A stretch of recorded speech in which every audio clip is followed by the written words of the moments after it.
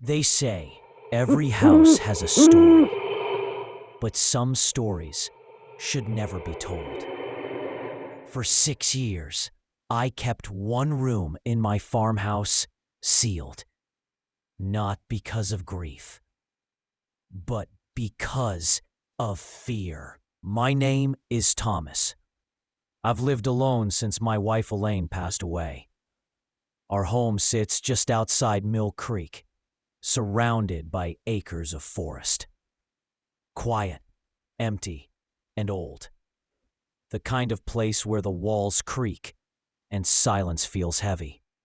When Elaine died, I locked her bedroom door. Not once did I step inside since her funeral. I told myself it was to preserve her memory. But deep down, I knew there was something else. Something I didn't want to face. One evening, while sitting on the porch with my dog Scout, I noticed something strange. The upstairs window, Elaine's window, was glowing faintly. And in the glass, a figure stood, perfectly still. I froze. The window was locked. The door to that room had been sealed for years. The next evening, I heard it. Footsteps above me. Slow, deliberate, pacing across the wooden floorboards. I clutched the shotgun I kept by the door and shouted, "Who's there?" The steps stopped. Silence swallowed the house, but Scout wouldn't move from the bottom of the stairs. He just stared upward, trembling. By the third night, I couldn't ignore it anymore. I walked up the staircase, each step groaning under my weight. The door to Elaine's room was still locked, or so I thought, because when I touched the knob, it turned. My breath caught.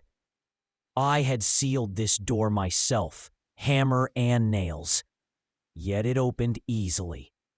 Inside, dust floated through the moonlight. Her dresser, her mirror, her belongings, untouched since the funeral.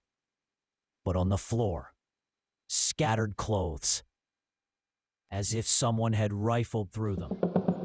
And the smell, damp, rotten, like something had been left to decay.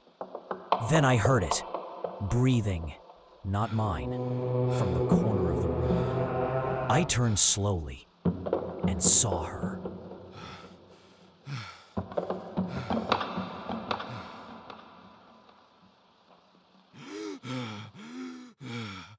Elaine.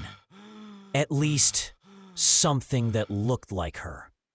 Skin pale, stretched tight, eyes hollow, blackened, staring right through me. She whispered my name, in a voice that was not her own. Thomas. I stumbled back, slamming the door shut. Scout barked wildly at the sound, his claws scratching at the floor. I grabbed nails, boards, anything I could, and sealed the room again. But the next morning, the boards were gone. The door stood wide open. Inside, the room was empty. No clothes, no furniture, nothing. As though it had been abandoned for decades. Only one thing remained.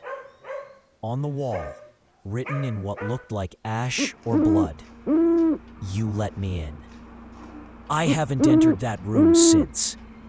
But every night, without fail, I hear her footsteps pacing above me. Sometimes she stops, right over my bed.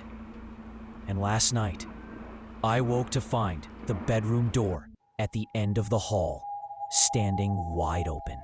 If you ever visit Mill Creek and hear someone pacing in the empty farmhouse, leave. Because once you hear her, you can't unhear her.